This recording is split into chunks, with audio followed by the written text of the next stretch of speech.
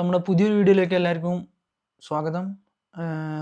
ഈ വീഡിയോയിൽ നമ്മൾ ചെൽസി വേഴ്സസ് ബാർസേൻ്റെ ഒരു മാച്ച് പ്രിവ്യൂ ആണ് നോക്കാൻ പോകുന്നത്.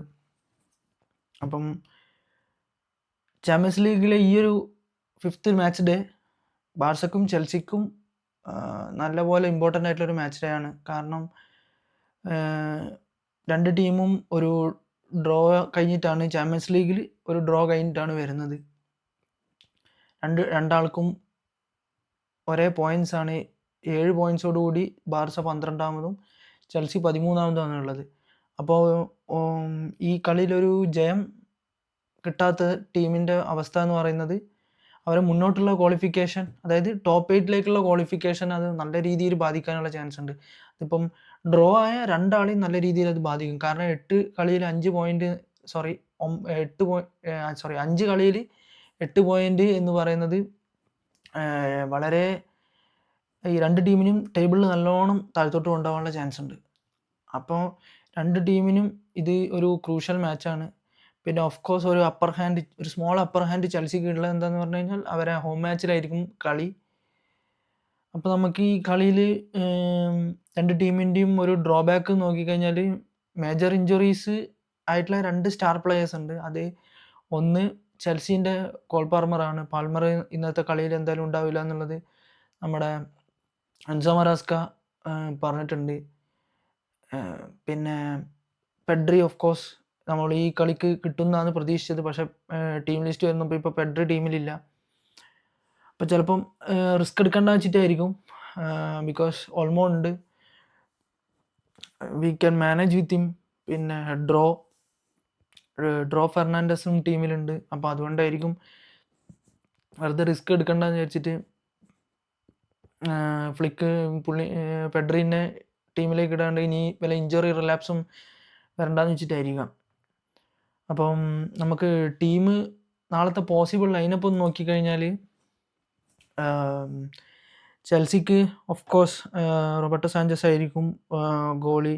കുക്കറയ, പിന്നെ ചലബോ, വെസ്ലി ഫൊഫോണ, റീസ് ജെയിംസ് തന്നെ ആയിരിക്കും അധികവും അവരെ right back. Later on the game നമ്മളെ പുള്ളിയുടെ പേര് ഞാൻ മറന്നുപോയി, ഗൂസ്റ്റോ വരുമായിരിക്കും. അല്ലെങ്കിൽ ഇത് സിമിലർ ആയിട്ടുള്ള ഏതെങ്കിലും ഒരു പൊസിഷനിൽ ഗൂസ്റ്റോനെ അവരെ കളിപ്പിക്കാറുണ്ട്.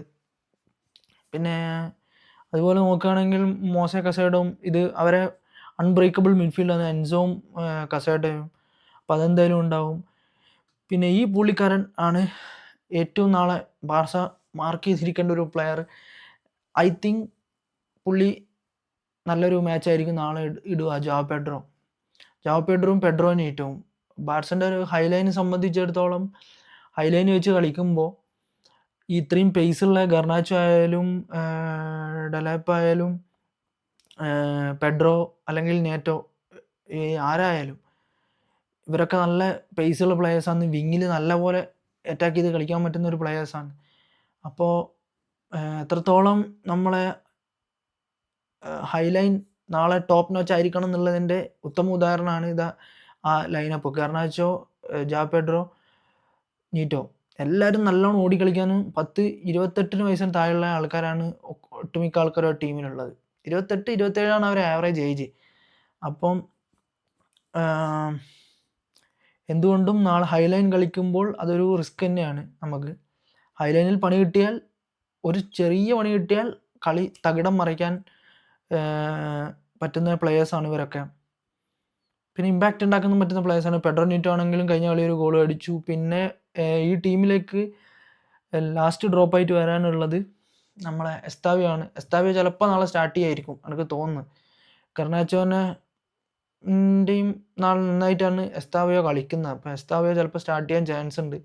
പിന്നെ ബാർസനെ നോക്കുകയാണെങ്കിൽ ഓഫ് കോഴ്സ് നാളെ ഗോളി ഷെസ്നി ആയിരിക്കില്ല, ജോൻ ഗാർസിയ ആയിരിക്കും. പുള്ളി ഫുള്ളി ഫിറ്റായിട്ട് അത്ലറ്റിക് ക്ലബിനെതിരെ കളിച്ചുകൊണ്ട് പിന്നെ ജോൻ ഗാർസിയ എന്തായാലും കളിക്കുക.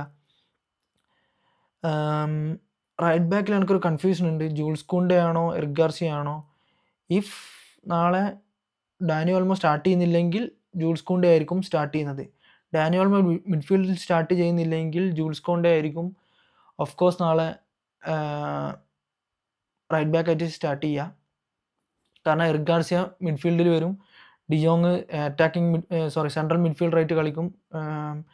എറിക് ഗാർസിയ ഡിഫൻസീവ് മിഡ്ഫീൽഡറായിട്ട് കളിക്കുകയും ചെയ്യും. അപ്പോൾ എന്തായാലും എറിക് ഗാർസിയ നാളെ 90% ടീമിലുണ്ടാവും എന്ന് എനിക്ക് തോന്നുന്നു. കാരണം പുള്ളി ഫ്ലിക്കിൻ്റെ വൺ ഓഫ് ദ ട്രസ്റ്റഡ് പ്ലെയറാണ്. പിന്നെ കഴിഞ്ഞ ബിൽബാവോ മാച്ചിലായാലും പുള്ളിക്കൊരു സ്റ്റാൻഡിങ് ഒവേഷൻ, അത്രയും ടോപ്പ് ക്ലാസ് പെർഫോമൻസ് നടത്തിയ പ്ലെയർ ആയതുകൊണ്ട് ഓഫ് കോഴ്സ് എന്തായാലും നാളെ എനിക്ക് തോന്നുന്നത് Eric Garcia would be starting as DMF. De Jong, Lopez, Fermin എന്തായാലും നാളെ സ്റ്റാർട്ട് ചെയ്തേ പറ്റുള്ളൂ.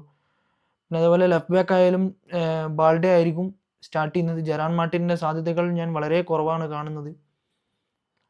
പിന്നെ അറ്റാക്കിലേക്ക് വരികയാണെങ്കിൽ യമാൽ എന്തായാലും വേണം. ലെവൻഡോസ്കി 100%. നാളെ ലെവൻഡോസ്കി ഇല്ലാണ്ട് നമ്മൾ കളിക്കുന്ന പ്രശ്നമില്ല.